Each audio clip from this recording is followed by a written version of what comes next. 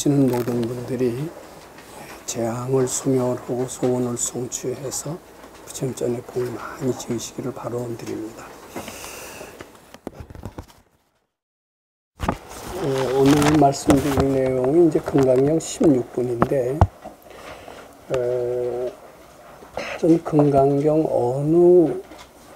어느 분도 다 아주 인상 깊고 감명 깊고 그리고 다 좋은 그런 말씀임에 틀림없습니다만 특히 금강경 16분은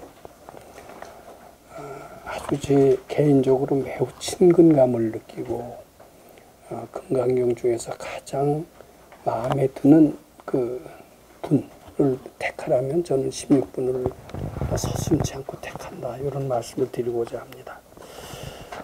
제가 16분에 대해서는 다른 어떤 분보다도 좀 더 많이 연구를 했던 것 같습니다. 그것은 또 연구할 수가 있었습니다. 그것은 제 체험과 밀접한 관계가 있다라고 봤기 때문입니다. 그래서 오늘 제가 일단 한번 우리말로 해석을 해보는데, 이 해석이 종래 해설서에 있는 해석하고도 물론 다르고, 제가 해설서로 썼던 그 해석과도 상당히 다르다는 것을 느끼게 될 겁니다. 근데 오늘 말씀드린 식으로 해석을 해야만이 제대로 금강경을 해석하는 것이다 라는 말씀도 또 드리고자 합니다. 자, 그러면 어떻게 다른지 다른 점을 잘 유념해서 들어봐 주셨으면 좋겠어요. 부차수보리야 이제 15분에 이어서 이제 계속해서 말씀을 하시는 겁니다. 선남자 선여인은 이제 마음을 닦으려고 하는 사람들, 불교 신자들은 이런 뜻이 됩니다. 수지독성 착용하되, 이 경을 수지독성을 이제 합니다. 금강경 좋대더라. 나도 한번 금강경 공부하자 하면서 수지독성을 합니다.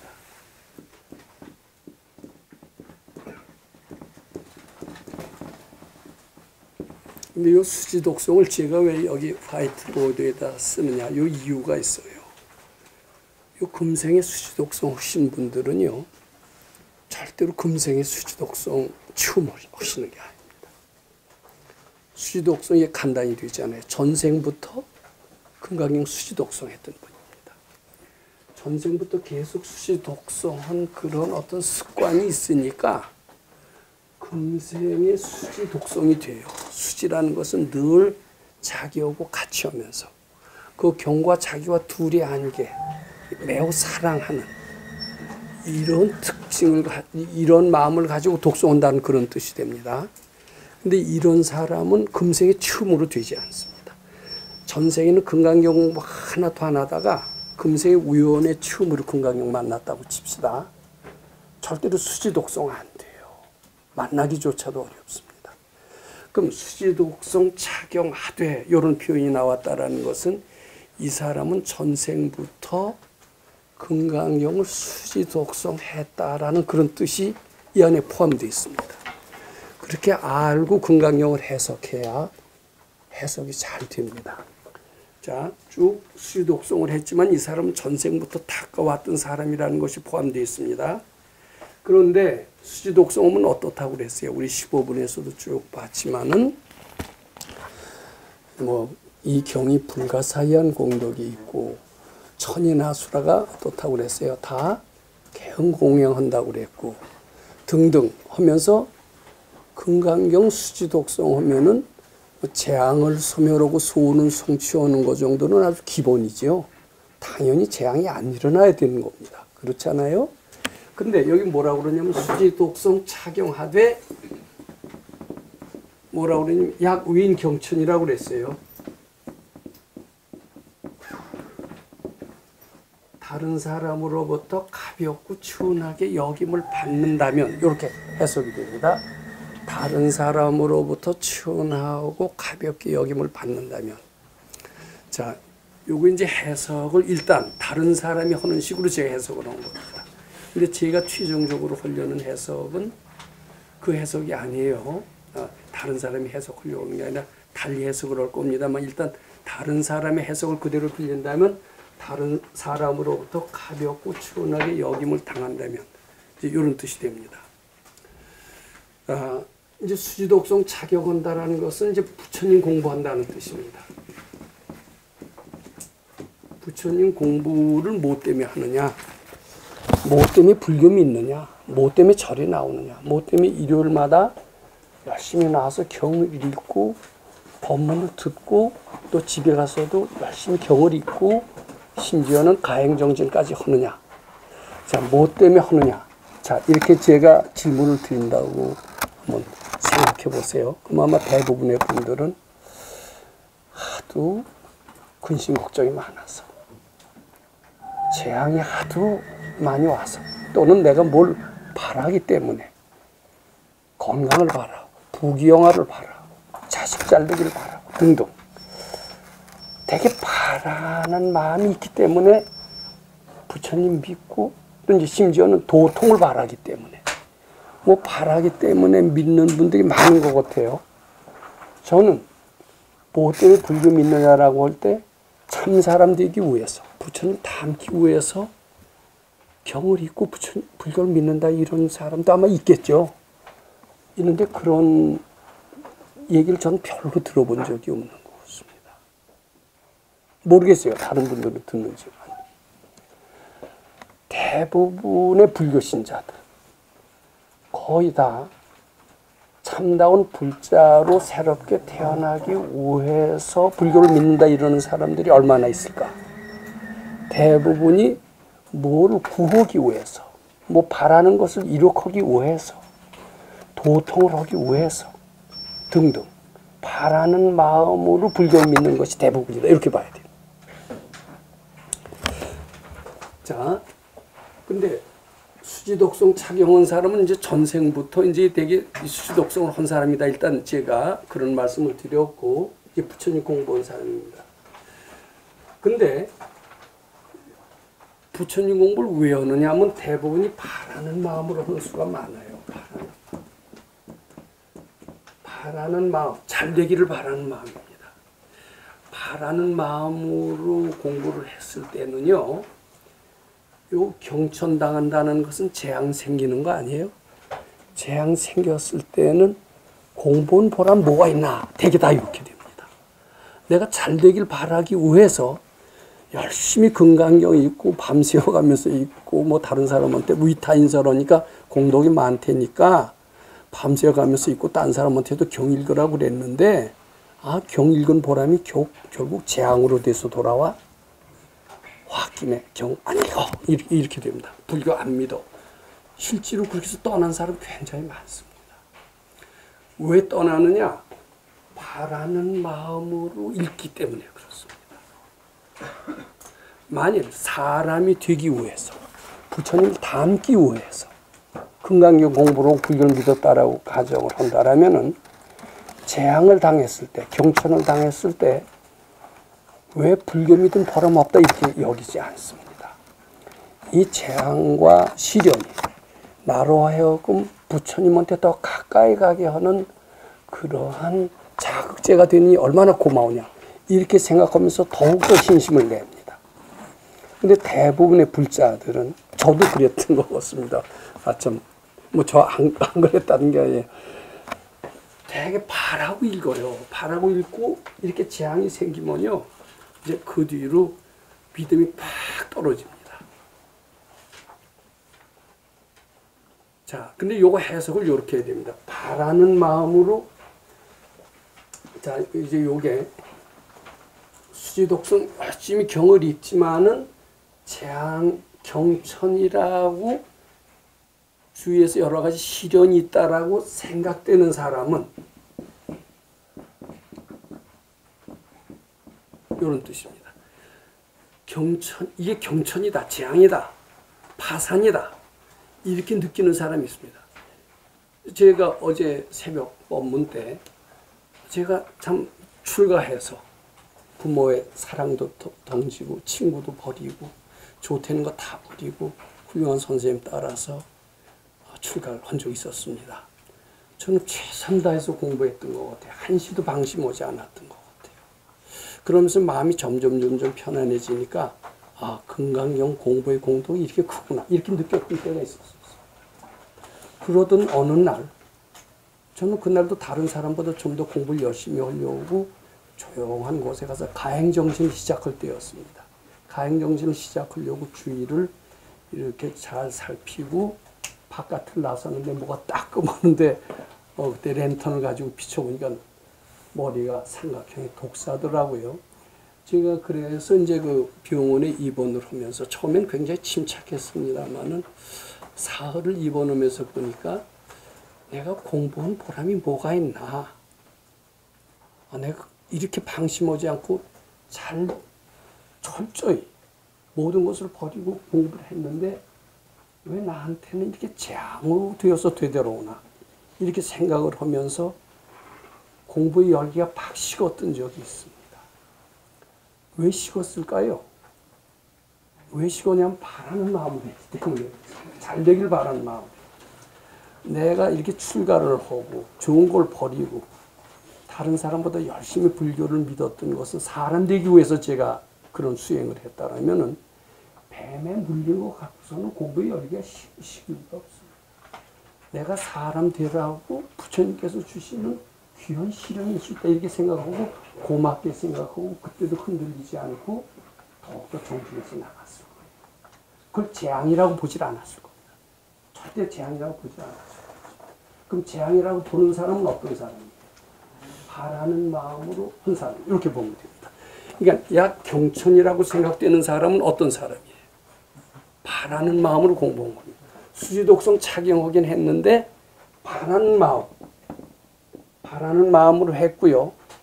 바라는 마음을 금생에만 한 게 아니라 전생부터 했다라는 요 뜻이 요 안에 포함되어 있습니다. 그 마음은 전생부터 가져왔고 그것이 도인을 만나서 완전히 해탈하지 않은 한 금생에도 똑같이 되풀이되는 것이 우리 도인이 보는 삶의 특성이라고 그렇게 이야기를 하십니다. 야 경천이라고 생각되는 사람은 바라는 마음으로 공부한 사람이다. 이 뜻이 포함되어 있습니다. 근데 경천이라고 생각되지 아니하는 사람은 또 이런 해석도 될 수가 있어요. 그런 사람은 바라는 마음으로 한 게 아니에요. 사람 되려고 불교 믿은 거예요. 그런 사람은 재앙이 왔을 때 절대로 낙심하거나 실망하거나 불교를 때려치거나 뒤타심 내지 아니합니다. 이 바라는 마음으로 대부분 하고 그것이 재앙이라고 여겨질 수밖에 없습니다. 바라는 마음으로 하면은 뭐가 조금 해도 이거 재앙이라고 하면서 바라는 뜻대로 안 됐구나 이렇게 생각을 하는 겁니다. 자, 재앙이라고 생각되는 사람은 이제 요 속에는 뭐가 반드시 포함되어 있느냐면 이 사람 바라는 용심으로 공부했다. 요거에 포함되어 있다라는 것을 아셔야 됩니다. 약윈 경천하면 그 뒤에 뭐라고 그랬어요? 이 사람은 선세지업으로 응타학도원만 바라는 마음으로 공부를 했어요. 도통도 자기 잘 되기 위해서 내가 도통을 해서 신통을 얻어서 다른 사람한테 굴림해서 신도를 많이 만들고 등등 어떤 이기적인 목적으로 수도를 한 사람이다. 틀림없습니다. 바라는 마음으로 한 겁니다. 이런 사람은 재앙이 생기면 그대로 퇴타심을 내게 됩니다. 그런 용심은 가다가다 악도에 떨어지기가 쉬워요. 악도에 떨어지기가 쉬운데 선세적으로 악도에 떨어지기가 쉬운데 바라는 마음으로 공부를 했어도 하여튼 공부, 즉 부처님하고는 인연이 됐으니까 부처님께 바라는 마음이라도 좋은 일을 한 건 있습니다. 보시를 하더라도 바라는 마음으로 보시했어도 그것은 좋은 일이 됩니다. 그 좋은 일 한 인연 공덕으로 어떻게 돼요? 사람이 됐어요. 요건 잘 보세요. 이 사람은 선세지업으로 응타학도만 전생에 바라는 마음으로 이기적인 마음으로 공부를 했기 때문에 악도에 떨어지는 것이 당연한데 바라는 마음으로 보시온 공덕이 있어서 보시지만 바라는 마음으로라도 보시온 것은 또 그것도 도인한테 보시온 것은 용케 사람의 몸을 받게 해서 금생에 사람이 됐다는 뜻이 이 안에 포함되어 있습니다. 이렇게 해석을 하면 말이 어때요? 잘 되지 않습니까? 그래서 악도에 떨어질 사람이에요. 근데 그 실례가 나와 있습니다만 악도에 떨어져야 될 텐데 경천을 당하는 용도로 다른 사람한테 가볍고 추운 데를 받아요. 추운 데를 받는 바람에 이렇게 뭐라고 됐느냐 하면은 선세지업이 죽의 소멸한대네요. 자, 요것을 좀 이해하시기 쉬울지 모르겠습니다. 경천이 선세지업의 소멸이래네요. 선세지업의 소멸. 어떻게 남한테 경천을 당하는 것이 내 지업의 소멸일까? 그리고 소멸이 될 뿐만 아니라 당득 안역따라 삼약삼벌이니라. 이렇게 지업을 소멸하고 결국은 부처님 세계로 가느니라. 밝아지게 되느니라. 이렇게 얘기를 했어요. 이 즉 경천을 우리는 상당히 싫어합니다. 남한테 추운데 받고 참 망신당하고 남의 집 가서 하인 노릇을 하거나 뭐 파출부 우리는 남자니까 그런 건 아닙니다만은 남의 집 가서 고공사리를 하면서 주인한테 갖은 침대를 받았다면은 참 그 고통은 아마 상당히 클 겁니다. 근데 이게 어째서 선세지업의 소멸이냐? 요거 해석을 할 줄 알아야 됩니다. 되게 큰 중병이 걸렸다고 칩시다. 중병이 걸렸다. 또 단식을 합니다. 근데 중병을 걸리고 나면은요, 그렇게 요란하던 사람이 상당히 불이 죽고 아주 겸손한 그런 것을 볼 수가 있습니다. 그 다음에 단식을 해본 경험이 있으신 분 아시겠습니다만은 하루에 한 끼만 먹어도요, 얼굴이 맑아져요. 그건 왜 그러냐면은 이 먹고 싶은 욕망을 딱 죽이는 겁니다. 이제 중병은 뭐냐면 이 건강하면서 사람들이 오만해집니다. 탐진치를 잘 나게 돼요. 자, 자기가 굉장히 허약해서 빌빌하고 언제 내일 죽을지 모르는 사람이 잘난 척할 수가 없습니다. 내 능력은 너무나 뻔하다. 내 능력의 한계는 너무나 뻔하다. 내가 할 수 있는 것은 아무도 없다. 되게 큰 위기가 닥쳤을 때, 비용과 같은 큰 위기가 닥쳤을 때 겸손하게 합니다. 사람. 죽을 때가 가장 겸손할 수가 있습니다. 겸손하다라는 뜻은 무슨 뜻이냐? 아상이 죽는다는 뜻입니다. 가장 아상이 죽을 때가 언제냐면 죽을 때입니다. 죽을 때 아상이 팍 죽을 때입니다. 단식을 할 때가 아상이 죽을 때입니다. 중병이 걸렸을 때가 아상이 죽을 때입니다. 화재가 났을 때가 아상이 죽을 때입니다. 파산을 했을 때가 아상이 죽을 때입니다. 근데 이런 것들은 우리가 다 싫어하는 것들입니다. 중병 싫어하죠? 단식 싫어하죠? 화재 싫어하죠? 파산 싫어하고 이 재앙이요, 제발 나한테 오지 마라. 이럽니다. 근데 이게 사실 재앙도 아니에요. 재앙이라고 생각되는 사람은 재앙이라고 생각될 뿐입니다. 어떤 사람이 재앙이라고 생각되느냐 하면 바라는 마음으로 못한 사람이 재앙으로 생각합니다. 그런데 만일 바라는 마음으로 불교를 믿지 않고 참 사람이 되기 위해서, 참 불자로 새롭게 태어나기 위해서, 정말 인간이 되기 위해서 불교를 믿는 사람은 이런 것들을 다 재앙으로 보질 않습니다. 참 사람이 되기 위한 시련으로 보고 고맙게 받아들일 수 있다. 이렇게 됩니다. 근데 보통 어디 그런 사람이 많지가 않죠. 다 바라는 마음으로 하죠. 그러니까 이런 것이 있을 때 굉장히 괴로워합니다. 괴로움과 동시에 아상이 팍 죽어요. 나라는 생각이 없어집니다. 오만해지는 사람이 오만함을 다 버리게 됩니다. 성내는 사람이 어떻게 되냐면 내 죄업이 태산 같은데 어떻게 내가 남한테 감히 성낼 수가 있으랴. 그러면서 죽을 때가 되면은 자기 죄업이 많은 것을 알고 참회를 하게 된다고 합니다. 우리 다 죽어볼 때까지 체험을 안 해봤죠. 근데 우리 선생님 말씀에 의하면 죽을 때가 되면은 생전에 지업을 다 참여하고 천하의 악인, 김일성 같은 사람들에도 예외가 없다는 겁니다. 우리 천하의 악인을 김일성이라고 보고 어렸을 때 자랐기 때문에 예를 들면 요새는 또 김일성 이해찬하는 사람들도 은근히 있더라고요. 요새는 세상이 많이 달라졌습니다. 그래서요, 이 경천이 아상이 죽는 일이 됩니다. 아상이 죽음과 동시에 축복의 씨앗이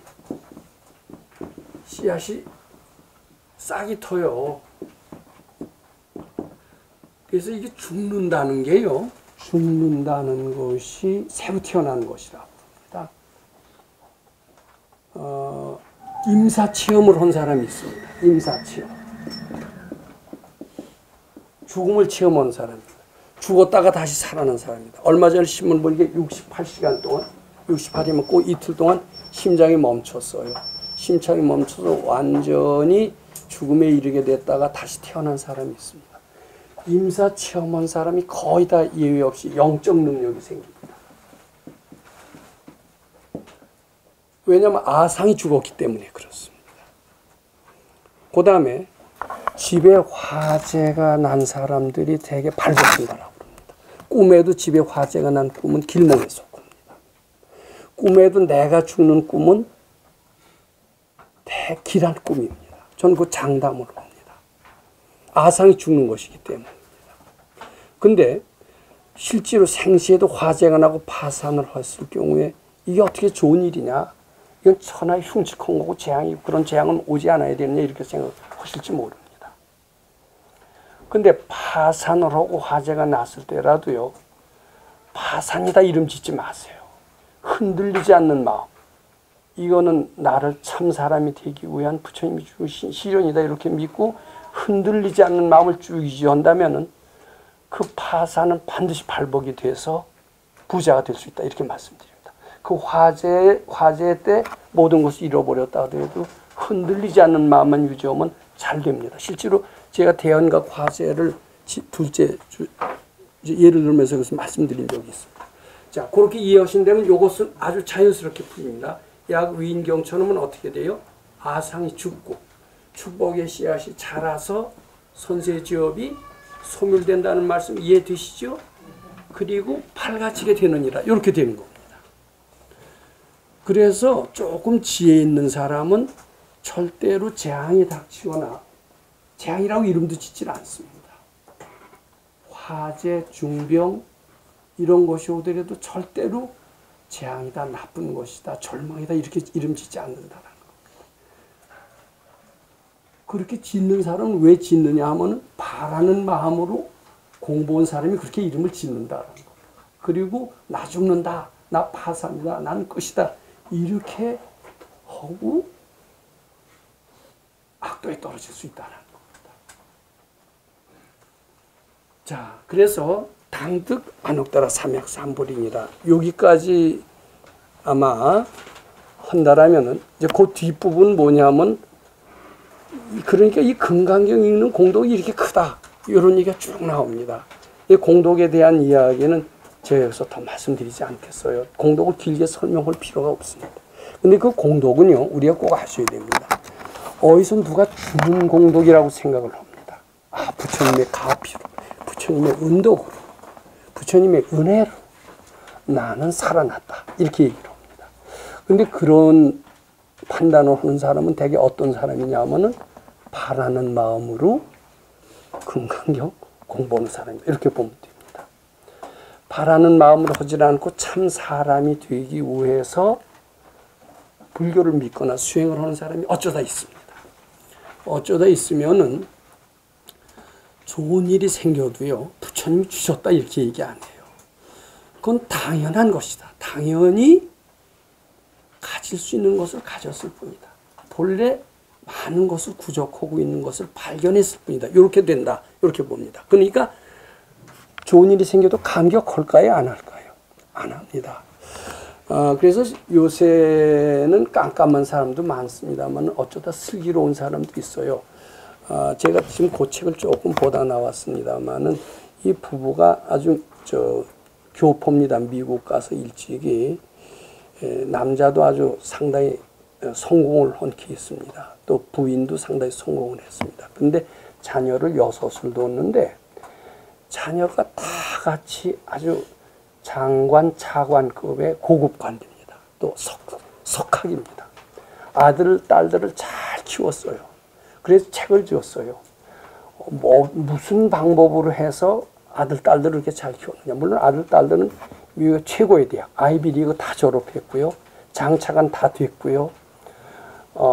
그것뿐만 아니라 그 자리에서 탁월한 업적을 나타내는 그런 자식들이었습니다. 당신은 어떻게 해서 그렇게 자식들을 잘 키웠어? 그게 책을 뭐라고 지었는 줄 아세요? 자기는 이렇게 키웠대요. 엘리트가 되려고 하지 말고 참 사람이 되어라. 이렇게 키웠답니다.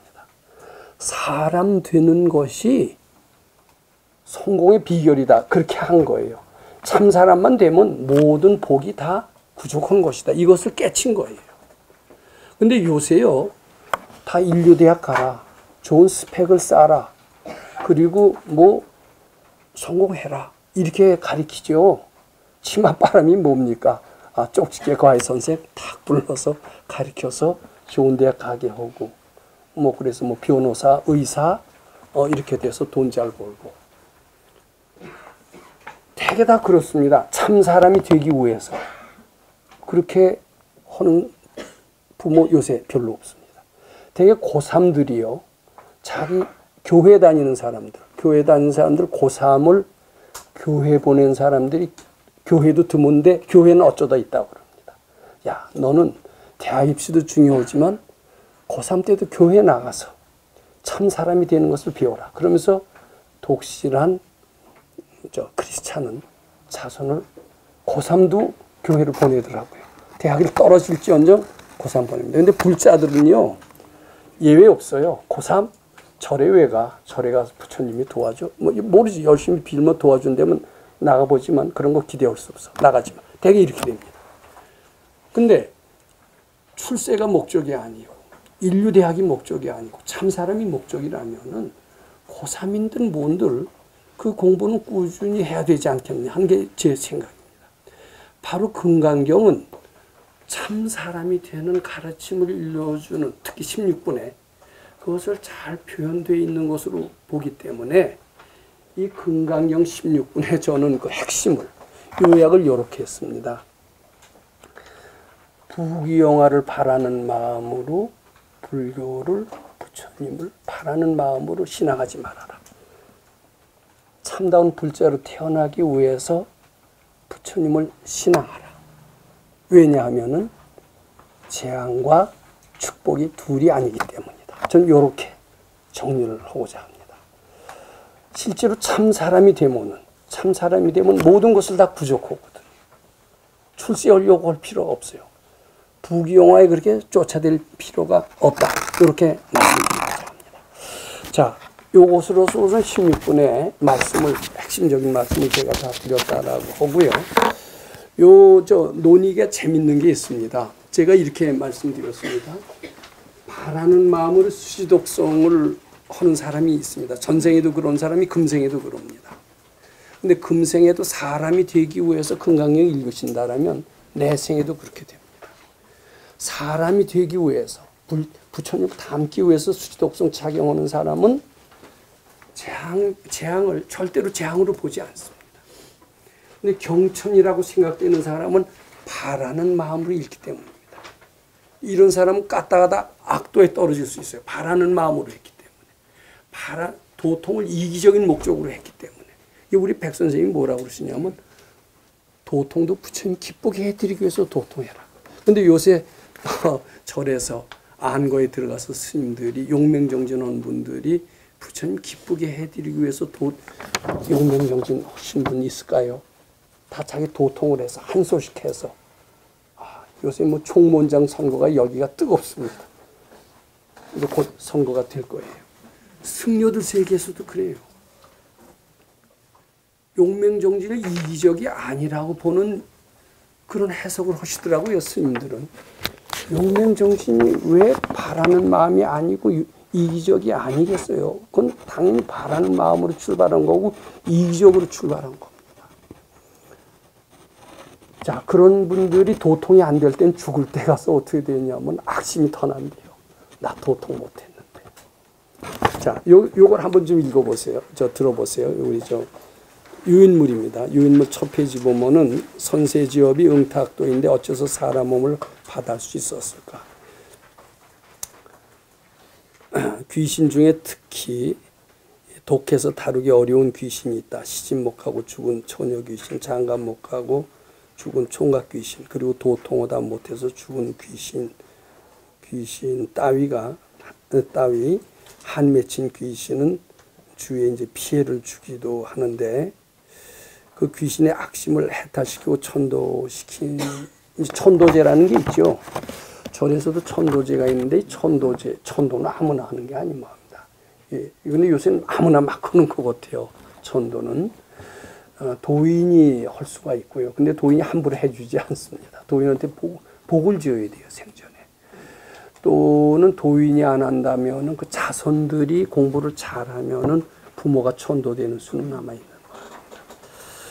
겁니다. 근데 요거 제가 글 읽지 않고 제가 들은 그 기억을 그대로 말씀드리겠습니다. 우리 백 선생님께서 금강산에서 수도 올 때인데 어떤 스님인데요.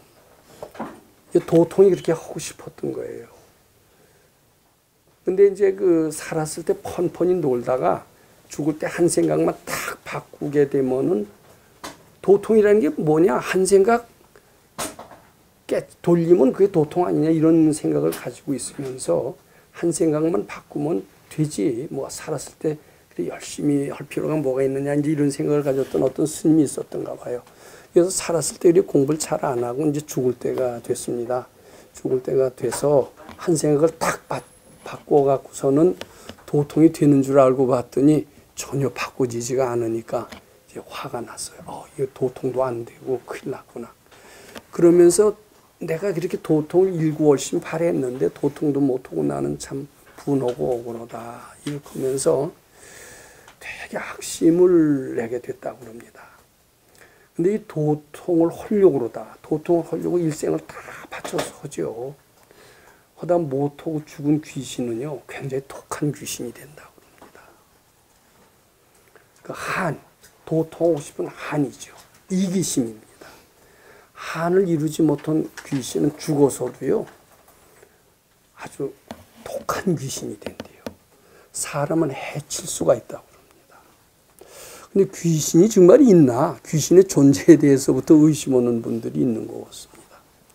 저는 귀신이 있다는 것을 어렸을 때 많이 듣고 귀신이 있을 것이다라는 생각을 했지만 귀신의 체험은 우리 공부할 때까지는 잘 못했던 것 같아요. 근데 이제 수도장에 들어와서 이제 자꾸 올라오는 생각을 받쳐보세요.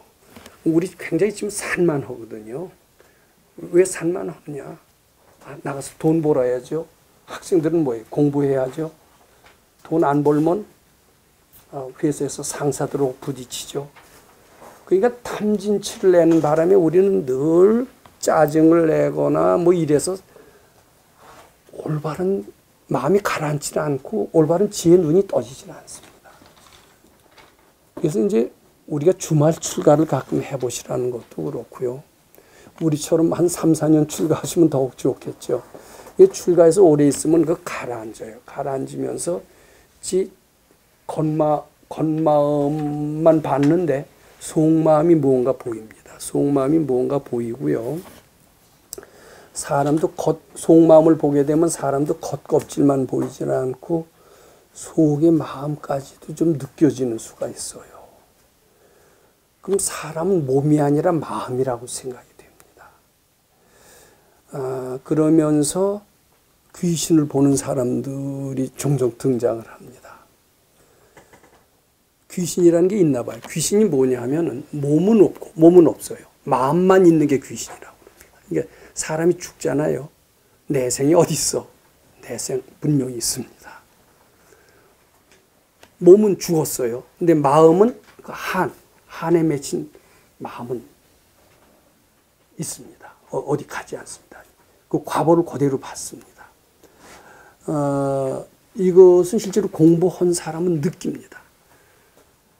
마음이 오고 가는 것도 느낍니다. 마음은 여기 있는데, 아니 몸은 여기 있는데 마음은 법당에 가 있는 수가 많습니다. 아, 답답한데, 이 현실 생활은 고달픈데, 그리고 법당을 그립니다. 그럼 마음은 벌써 법당에 와 있어요. 법당에 있는 사람 중에서 눈 밝은 사람은 누가 여기 와 있는데 이런 것을 느낍니다. 귀신을 볼 수가 있습니다. 귀신 분명히 있어요. 귀신이 있고요. 귀신 그냥 없어지지 않아요. 도통할 때까지는 윤회를 하는 것이 또 귀신입니다. 근데 이게 살았을 때 한을 가진 것, 특히 독한 한을 가진 것은 주의를 몹시 해롭게 한다고 그럽니다. 그래서 이 중이 도통을 못하고 죽을 것 같아서 그냥 악심이 꽉 차 있는데, 이것을 가만 놔뒀다가는 금강산 장안사에 있는 모든 중들을 다 가서 결단을 낼 것 같더래요. 그래서 저걸 어떻게 사람의 몸을 받게 하면 더욱 좋지만, 사람의 몸이 아닌 축생의 몸이라도 받게 할 수 있어야 이 장안사에 있는 중들이 괜찮은데, 이런 생각을 하셨다고 그럽니다. 참고로 말씀드립니다만, 도인은 자기 몸은 그대로 놔두고 마음만 빠져나가서 활동을 하는 수도 있다고 그럽니다. 그것은 유체 이탈이라고도 얘기를 하는 것 같습니다. 자, 이제 유체 이탈에 관한 얘기는 우리 여기서 좀 생략을 하고요. 그래서 저거를 어떻게 제도를 할까 하는데, 그 생전에 그 도인한테 뭐 좋은 일 한 게 있어야 된대요. 저게 나한테 좋은 일 한 게 뭐 있나 하고 관찰을 해봤더니 언젠가 시루떡을 가져왔더랍니다. 팥떡, 수수 팥떡을 가져왔더래요. 근데 그 도인의 눈에는 수수 팥떡을 보니까 수수 그 팥이 웬 또 귀신이 먼저 냉큼 미리 먹었더래요. 그래서 저거를 먹었다간 배탈이 날 것 같아서 우리 백 선생님께서 숟갈로 어때요? 팥을 긁었대요. 그랬더니 뭐라 그러냐면 스님이라고 불렀대요. 스님께서는 백설기를 좋아하시는군요. 그러더래요. 그래서 그냥 웃었대요. 웃고, 왜냐면 그거 먹으면 어떻게 돼요? 그 귀신이 와서 미리 얌체처럼 먼저 시식을 한 겁니다. 그래서 그걸 긁어내고 이제 나머지를 이제 드신 적이 있었다고 그럽니다. 그걸로 공양을 한 거죠. 물론 바라는 마음으로 공양을 한 겁니다. 이 사람은 바라는 마음으로 수도를 했고, 바라는 마음으로 공양을 했는데, 바라는 마음으로 했어도 그것이 공덕이 되는 거예요. 아, 그 공덕이 있기 때문에 요거는 잘하면 제도가 될 수가 있겠다 그러면서, 그 제도하는 방식이 어떤지 모릅니다만은 뭐 대충 정신을 집중을 해서, 또 우린 마음을 집중을 해서 저것이 사람 몸 받아 선지식 만나 법문 듣고 공부 잘하길 바라. 뭐 그걸 100번 외웠다. 그런 것은 가능합니다. 하여튼 어떻게 됐는데 그 자세한 과정을 얘기를 안 하고 보니까 뭐 공양주 노릇을 했나 봐요. 공양주 노릇 부뚜막에 사슴이 자주 나타났다. 이 얘기만 하시더라고요. 대중 가운데 한 사람이 물었습니다. 어떻게 하면 그렇게 천도를 시킬 수가 있겠습니까? 근데 천도라는 것을 전 체험을 해본 것 같습니다. 실제로 우리 원당에서 이제 우리 공부하는 대중들하고 같이 있을 때 어떤 노보살님이 이제 이 금강경 공부를 하다 굉장히 환심을 내 갖고서는 이제 49일은 출가해서 원당 법당에서 공부를 해야 되겠다라고 이제 생각을 하시고, 지금 원당 법당에 와 보신 분은 압니다만 덕원 사우나가 있습니다. 덕원 사우나에서 우리 쪽으로 길을 건너오다가 거기서 교통사고로 돌아가셨어요. 그 법당을 향해서, 법당에 출가해서, 법당에 출가해서 공부를 본격적으로 해보고 싶은 마음으로 오시다가 돌아가셨어요. 그 혼이 어디로 갔을까요? 법사인 저한테 왔으리라는 생각이 듭니까? 안 듭니까? 확실히 온 것을 좀 느낍니다. 돌아가시는 날부터 제 가슴에 뭐가 있는 것 같아요. 붙어 있는 것 같아요. 느낌이 그렇습니다. 저는 가끔 잠자리를 하다 제 옆에 누가 누워있는 것을 느끼는 때가 있습니다. 마음이 오는 겁니다. 누구의 마음이 오는 겁니다. 마찬가지로 이게 가슴에 뭐가 오는 것을, 붙어 있는 것을 느꼈어요. 근데 이거 띄워집니까? 이게 물건이라면 싹 띄워서 집어 던지고 싶은데 물건도 아니에요. 딱 들러붙는데 그 뒤부터 제 심경의 변화가 생기는 겁니다.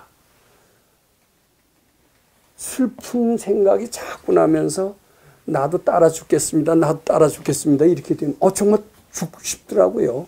내 마음이 그렇게 빙의 됐다라는 얘기를 저 처음으로 느꼈습니다. 아, 이거 귀신이 틀림없이 여기 와서 붙었구나. 미륵전열애부라고 건강이 있고 별짓 다 했는데도 1년 동안 제가 얼마나 고생을 했는데요. 그래서 나중에는요, 이게 도인이라면 한 방에 되는 모양입니다. 근데 한 방에 되지는 않나 봐요. 백 선생님께서도 그런 얘기를 하시는데 10살 때 그 아버지가 돌아가시고 11살 때 어머니가 돌아가셨는데 남매만 남겨뒀대요. 그러니까 어머니가 10살 된 자녀를 두고 어떻게 돼요? 세상을 떠나니까 눈을 감겠습니까? 못 감겠습니까? 그래서 우리 백 선생님의 어머니가 백 선생님이 장둥이에 붙었답니다. 장둥이에 딱 붙었는데 수도 오기 전에는 귀신이 붙었는지 안 붙었는지도 모르겠죠. 근데 수도를 하고 보니까 어머니 귀신이 붙었는데 공부를 잘못하면 등이 아픈 거예요. 이 등이 아픈 사람은 좀 검토를 해보실 필요가 있습니다. 그래서 자꾸 받치면 덜 하고. 근데 이제 어느 때 공부에 힘이 생기셔서 그 일을 제도했다. 어머니가 40년이 붙어 있었대요. 40년을 붙어 있었는데 공부는 도인 밑에서 붙어 있기 때문에 어머니도 총명했다고 그래요. 그래서 이화여고를 거쳐서 서울대학을 갔고 교수가 됐다 그럽니다. 저는 지금도 나이도 알고 그럽니다. 천도를 시킨 거예요. 귀신이라는 게 있고 도인은 천도를 시킵니다. 제 가슴에도 붙었어요. 1년을 죽을 고생을 했습니다. 특히 이제 자동차를 몰고 가면요. 전 노래를 잘 못합니다만은 어렸을 때 불렀던 바우곡의 언덕을 혼자 넘자니 뭐니 20대가 되면서 마음이 마냥 그리워지면서 죽고 싶은 거예요. 그거 이상하던데요. 이게 1년이 지날 때 정말 괴로워서 안 되겠어요. 이게 제사나 고사가 의미가 있습니다. 고사를 드렸습니다. 고사를 드리고 건강용 3번 읽었던 것 같습니다. 신기하게 그 이튿날로 깨끗이 편안했습니다. 저는 그 후생이 어디 가서 태어난 걸 대략 짐작은 합니다. 도인이 아니가 돼서 잘 모릅니다만 사람으로 된 것 같아요. 이것은 도인만 합니다. 그러니까 도인이 보이지 않게 천도시키는 게 있어요. 절대로 우리는 사람 몸 받는 것 장담할 수가 없어요. 대개 사람 몸을 받을 짓을 못하는 수가 많고요. 그런 도인들이 나타나서 사람을 제도시키는 역할을 합니다. 근데 왜 이렇게 그 스님이 왜 그렇게 악도에 떨어질 정도가 됐느냐 하면 바라는 마음으로 공부를 했고, 이제 그 사람은 후생의 금강경을 읽더라도 재앙만 당하면 여주를 퇴타하시면 될 겁니다. 재앙이라고 여겨지기 때문입니다. 근데 우리는 여기서 좋은 교훈이 뭐냐면 바라는 마음으로 금강경 읽지 마시라는 겁니다. 바라는 마음으로 금강경 공부 안 하고 바라는 마음으로 불교 믿지 않는데 뭐 때문에 불교를 믿느냐 이럴 겁니다. 사람 되기 위해서 한번 좀 믿어보자. 전 그렇게 말씀드리고 싶어요. 에리트가 되는 것보다 참 사람이 되는 거 얼마나 멋있습니까? 우리 그런 사람이 되는 게 어떨까요? 그러면 모든 게 다 부족하다. 바로 16분에서는 그렇게 참 사람이 되라. 부귀영을 바라지 말고 에리트가 되길 바라지 말고 참 사람이 되는 그런 삶을 살아라. 이렇게 16분에서는 말씀하고 계시는 게 아닙니다. 참 사람이 될 때 우리는 모든 것을 구족하는 부처님의 불자로 새롭게 태어나는 그런 계기도 된다. 이제 그렇게 이해하시면 좋을 것 같습니다. 그리고 그 뒷면을 한번 유인물의 뒷면을 봐주시기 바랍니다. 제가 세상 사람들이 가장 선호하는 게 뭡니까? 물론 타고난 부자들도 있겠죠. 뭐 이건희 같은 사람. 근데 이제 부자가 아닌 사람들은 좋은 스펙을 쌓아서 부자가 되려고 합니다. 고시를 파스해서 검사가 되려고 하죠. 여기 이제 검사가 된 한 사람이 죽음에 관한 이야기가 써 있습니다. 얘 살았을 때 부귀영화로 해서 열심히 달려간 거예요. 근데 어느 날 암이 걸려서 굉장히 괴롭게, 그것도 아주 굉장히 괴롭게 죽었어요. 죽을 때 무슨 생각이 들었냐면 살아있는 게 다 덧없다 그랬을 거예요. 근데 금강경을이요,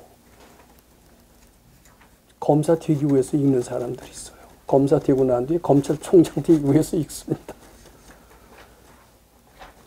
이게 내생을 보장 못합니다. 악도에 떨어질 공사는 굉장히 많아요.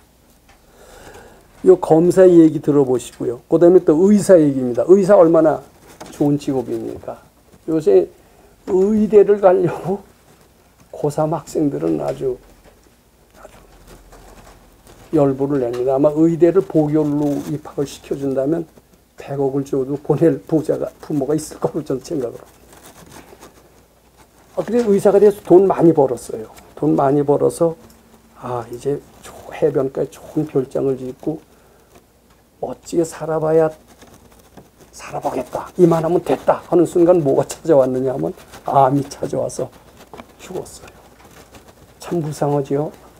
그 다음에 작가의 얘기입니다. 작가. 이 유명한 작가입니다. 작가가 죽어가는 모습이 또 나왔어요. 살았을 때 부귀영화가 얼마나 허망하냐. 우리 금강경부 해야 됩니다. 이게 출세하고 바라는 마음으로 해서 이게 무슨 의미가 있느냐. 참 사람이 되자. 그런 뜻으로 이 예를 했고요. 저 1, 2, 3으로 줄을 다른 건 제가 다른 겁니다. 나머지는 무슨 변호사에 수첩에서 제가 베꼈는데 그 변호사가 아주 좀 그래도 맑은 사람이더라고요. 그래서 종종 인용할 만한 글을 종종 씁니다. 아마 2부 때 진지한 토론을 좀 하셔서 금강경 16번의 참뜻을 하시고 우리 부귀영화를 바라는 또는 뭐 스펙을 좋은 출세하는 사람이 되기를 자손들도 그렇게 키우시기보다 스스로도 참 사람이 되고 새로운 불자로 태어나고 자손들도 그런 사람이 되는 그런 마음을 가지셨으면 이제 우리가 또 16분에 주는 메시지가 바로 그런 것이다. 이제 그렇게 생각을 하고 오늘 공부를 여기서 마치도록 하겠습니다.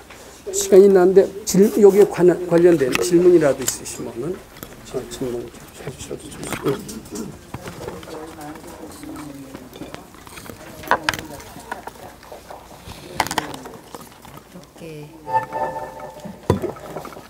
팔이 아프면 의사한테 가는 게 정상 아닐까요?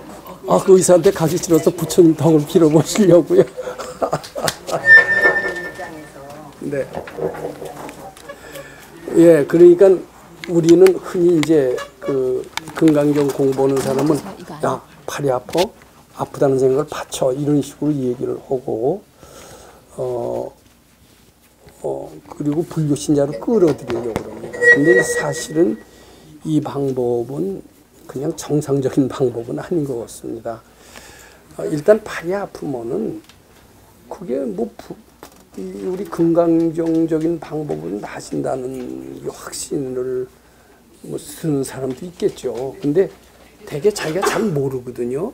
이건 팔이 아프면 의사한테 일단 가봐야 되지 않겠어요. 근데 이것도 저것도 안 되는 이제 뭐 말기암 같은 이제 중병입니다. 의사가 다 두 손 든 이런 케이스가 될 겁니다. 아마 그런 경우는 이것저것 다 안 되니까 마지막에 어떻게 부처님의 힘을 빌어서라도 병을 고쳐야 되겠다. 아마 이런 생각을 하는 수가 있겠죠. 근데 참다운 불자라면은 저는 그때까지도 부처님의 힘을 바라려고 하지 않을 것 같아요. 이 고통은 나쁘게 보질 않습니다. 정말 참다운 불자라면 중병, 아까 얘기했지만 중병을 재앙으로 보고 피우려고 하지 않습니다. 여기서 반드시 깨칠 게 있다. 이 주는 시련은 나를 성장하게 하는 것이다.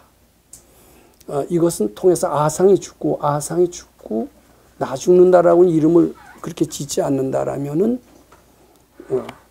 나는 더 이 병을 계기로 해서 정신적으로 성장할 거고 물질적으로도 축복을 받을 수 있을 것이다. 이런 판단을 내릴 수 있다라고 봅니다. 저는 그래서 뭐 병이 들었다, 파산을 했다 이럴 때 바라는 마음으로 부처님께 가시기를 권하지 않습니다. 근데 무조건 부처님은 그걸 해결하기 위해서 부처님 찾지는 마시라. 일단 말씀을 드리고 부처님은 조건 없이 한번 섬겨봐라. 조건 없이 섬길 때 병 같은 것은 저절로 치료가 된다. 이렇게 말씀드리고 싶습니다. 그래서 우리는 이렇게 얘기를 합니다.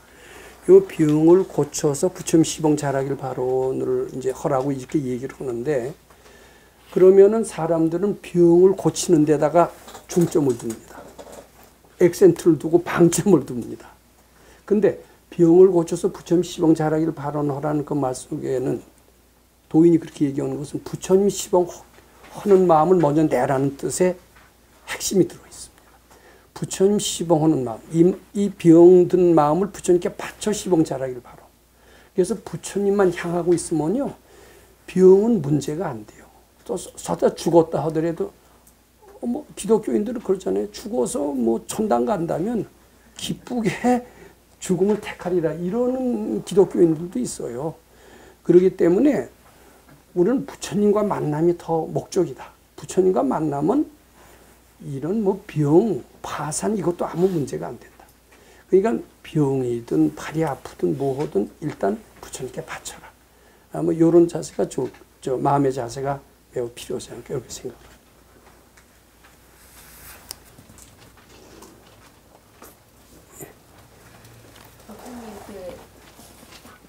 재앙을 만났을 때 낙심하지 않고 잘 견디고 하면은 그런 말씀을 하셨는데요. 그 고민하는 시간이 오래 걸리지 않고 하루 이틀 만에 다시 마음을 추스린다면 별 문제가 되지 않겠습니까? 그렇죠. 그러니까 이게 재앙이라고 이름 자체도 안 짓는답니다. 근데 재앙이라고 이름 짓는 순간 안 바친다는 뜻이 돼요.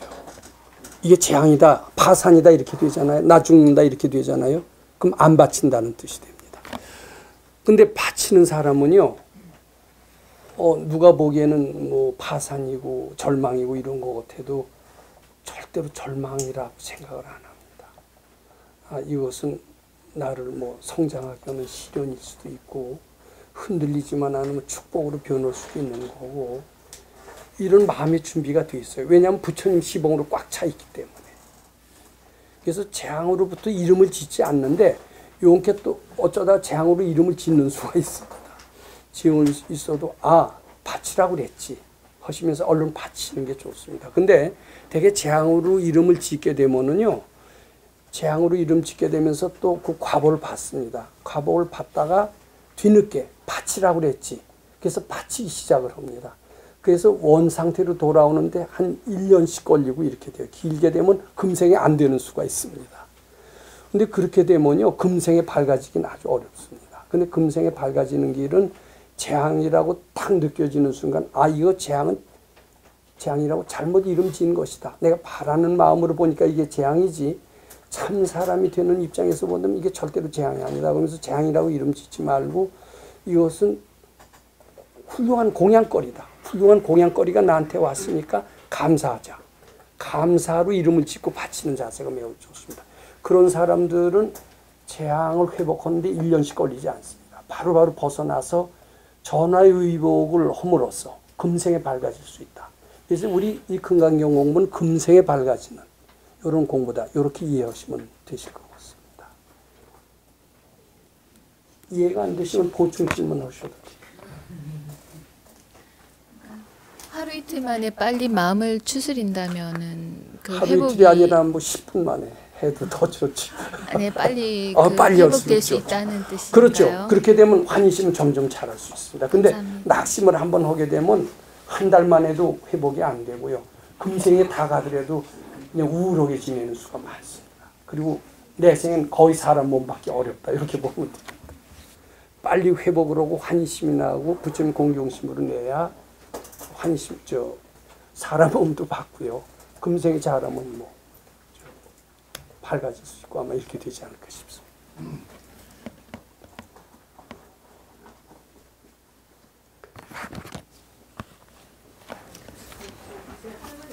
네.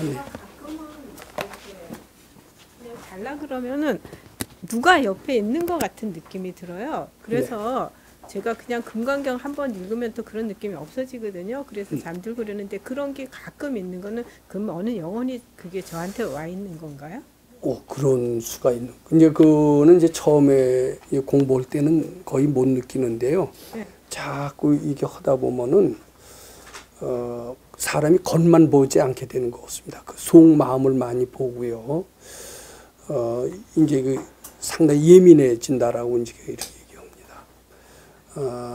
이제 실제로 누가 뭐 저승의 사람이 올 수도 있습니다. 근데 저승의 사람이 오지도 않고 현실의 사람이 오는 수도 있어요. 뭐 어디 전쟁 나간 전투에 나간 이제 자식이 어머니가 그리웠다. 어머니 고달프잖아요. 전투할 때 어머니 하면은 어머니는 약간 예민한 사람은 자식이 있는 것 같고 또 한술 발달하면 대화까지 한다네요. 대화까지. 너 뭐가 답답하니? 그 답답한 걸 알죠. 그리고 그것을 또 해결해 줄 수까지도 있게 되는 겁니다. 그러면은요, 그 저한테 그 오는 영혼이라고 봐야 되지 않습니까? 죽은 사람의 영혼이 올 수도 있고 산 사람의 마음이 올 수도 있어요. 그럴 때는 저희가 해야 할 일은 뭔가요? 무조건 바치는 게 다 할 일이에요. 그래서 그 생각을 있다는 생각까지도 바치는. 무서운 생각이 들어서 사실은 무섭다는 생각이 들어서 금강경을 읽거든요. 그리고 자면은 잠이 들 수 있어요. 근데 그 무섭다는 생각까지도 바치지는 못하겠더라고요. 근데 금강경 하여튼 그런 느낌이 딱 있을 때는 제가 금강경을 그냥 한번 일독을 하면 없어지거든요. 예, 무서운 느낌이 들 때도 있고 별로 그런 느낌이 덜 올 때도 있고 그러실 겁니다. 근데 무서운 느낌이 들 때는 업보가 온 거로 보면 됩니다. 예, 업보는 무서운 것을 느끼는 게 특징입니다. 가까운 사람들, 인연이 깊은 사람들이 무서움을 느끼게. 그게 눈에 보는 게 없다고 그래서 뭐 귀신이 없다, 내생이 없다. 그렇지 않아요. 귀신도 있고요. 내생도 있고요. 인과응보가 마음에 그린데도 그대로 남는데요. 그럼 법사님 현세에 사람으로 보내서 오는 경우도 있습니까? 네? 사람으로 보내서 오는 경우도 있습니까? 누가 보내요? 저기 뭐 전생에 뭐 어떤 업보가 있어서 어떤 현세에 사람이 제가 한 2, 3일 전에 있었던 일인데 네. 고객의 손님으로 오신 분이 계세요.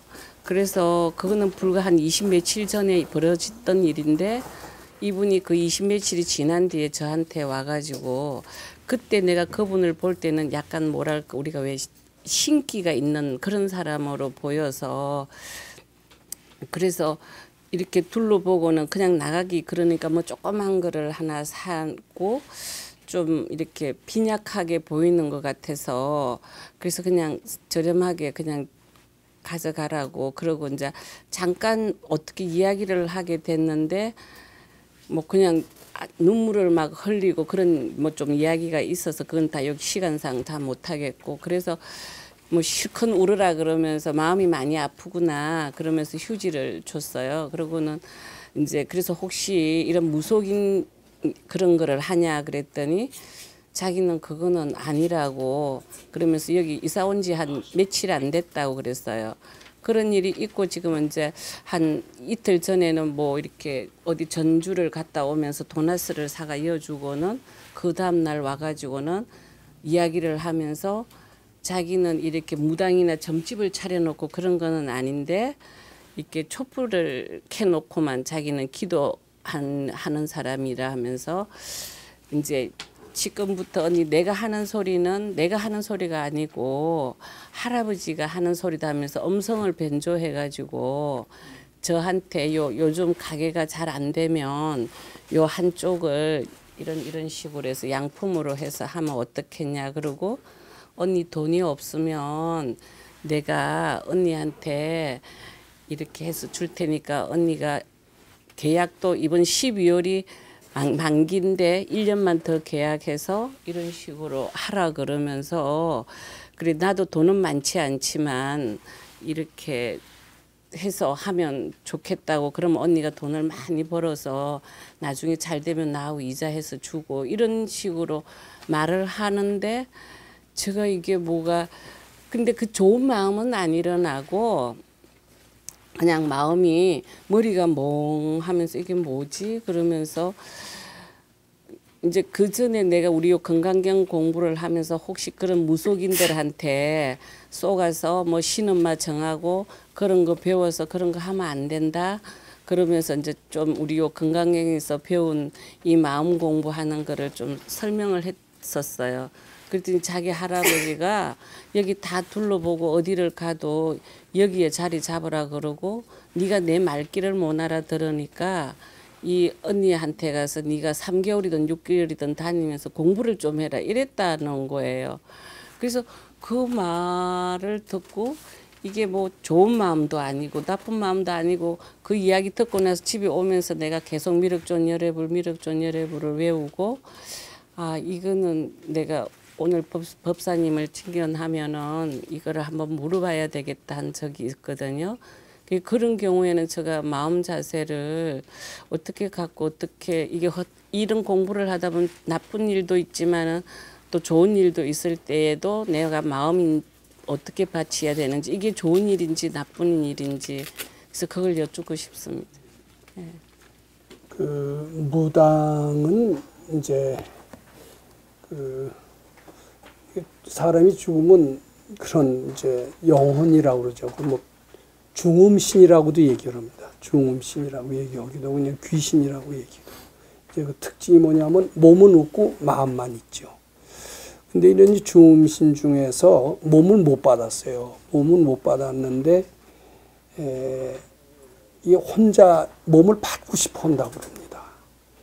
그래서 자손이 공부를 잘하면 천도가 되고요. 49일 만에 무조건 몸 받는 게 아닌가 봐요. 또 생전에 복진 사람은 누구의 도움을 안 받고서도 그대로 몸을 받는데 이게 복을 짓지 못하고 늘 박복한 사람은 몸을 받고 싶어 해요. 근데 받을 복이 없어요. 그래서 어디에 임자를 계속 찾는다고 그럽니다. 근데 건강한 사람은 안 받거든요. 허약한 사람한테 가서 자꾸 접근을 하면서 너하고 같이 살자 이렇게 프로포즈를 하는 거예요. 귀신이. 근데 프로포즈에 성공하는 것을 접신이라고 그리고 비응의가 됐다고 그리고 그럽니다. 근데 그 귀신이 굉장히 살았을 때 좀 닭 같은 사람은 닭 같은 귀신이 접촉이 되면은 그 무당도 아는 소리를 한대요. 근데 닦지 않았던 거의 대부분이기 때문에 어쩌다 맞고 어쩌다 틀린 소리를 곧잘 합니다. 무당의 말을 따라가는 것은 이제 거의도 일종의 좀 그런 그 귀신의 비응의된 이제 무당이라고 생각을 합니다. 근데 도인이 와서 붙을 리가 없고요. 도인 귀신이 붙을 리가 없습니다. 그러니까 무당 말이 어쩌다 맞는 수는 있어도 100% 맞는 것은 아닙니다. 그러니까 그의 말은 올라오면 자꾸 바칠지언정 따라가서는 안 됩니다. 그리고 이제 그이가 자꾸 법문을 들려달라고 그래도 자꾸 뭐 무조건 뭐 거기다 대고 법문을 하실 게 아니라 자꾸 바치시면은 어떻게 하셔야 될까 이런 지혜로운 판단이 아마 나시지 않을까 싶습니다. 거리를 좀 두고 그렇죠. 그 가까이 하시는 게 아주 좋습니다. 근데 내가 오라 소리도 아니고 찾아오는. 예, 그 무당들이 되게 복진 무당이 있어요. 복진 무당은 돈도 벌고 이러는데 그래도 정신이 되게 허약한 사람한테 귀신이 붙지 건강한 사람한테는 못 붙는답니다. 그러니까 귀신이 붙을 정도로 허약한 사람이니까 무당 중에 그렇게 사귈 만한 사람은 좀 적지 않을까 저는 이렇게 생각을 합니다. 그래서 그 사람한테 제가 뭐 현혹되거나 이런 마음이 안 생기고 예. 기쁜 마음도 없고 흔들림도 없고 그냥 멍하니 뭐지 하면서 오늘 법회 있으니까 가서 법사님한테 제가 개인적으로 상담을 해야 되겠다. 그리고 이걸 계속 바치야 되겠다. 그런 마음을 가졌어요. 근데 계속 바치면요. 그 접신된 그 귀신이 알아요. 아, 저 사람 공부하는 사람이다라는 것을 무당은 몰라도 접신된 귀신이 알아서 이제 백 선생님한테도 어떤 무당이 왔더래요. 근데 접신된 거는 이제 법당에 무당이 찾아왔어요. 찾아왔는데 접신된 귀신은 감히 법당에 못 들어온다고 그럽니다. 저 밖에 있으면서 무당한테 시키는 거예요. 저 부처님이다, 부처님이다 그런데요. 이건 무당은 백 선생님한테 와서 부처님, 부처님 그랬다 합니다.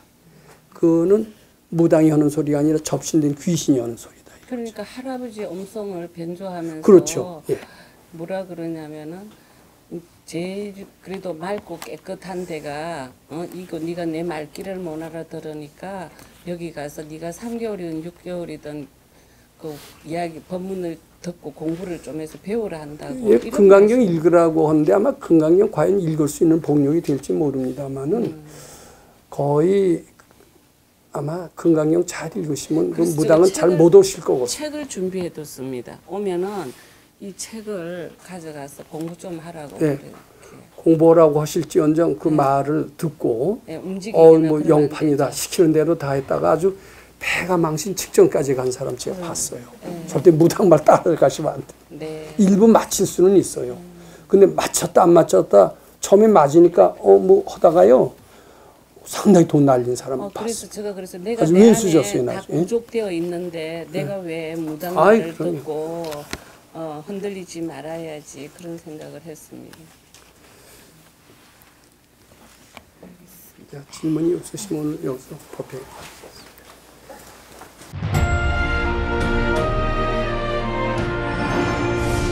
금강경 가르침을 통해 올바른 인재 양성 교육과 각종 사회 문제에 대한 해법을 현대인들에게 제시하고 있는 바른법연구원 김원수 법사가 금강경 독송 및 수행을 통해 얻은 일체 유심조, 공, 불이, 구족의 진리로 역경과 난제를 실제 해결하는 체험을 통한 설법집 우리는 늘 바라는 대로 이루고 있다를 출간했습니다. 구입은 전국 서점에서 가능하며 문의는 청우당 02-337-1636번입니다.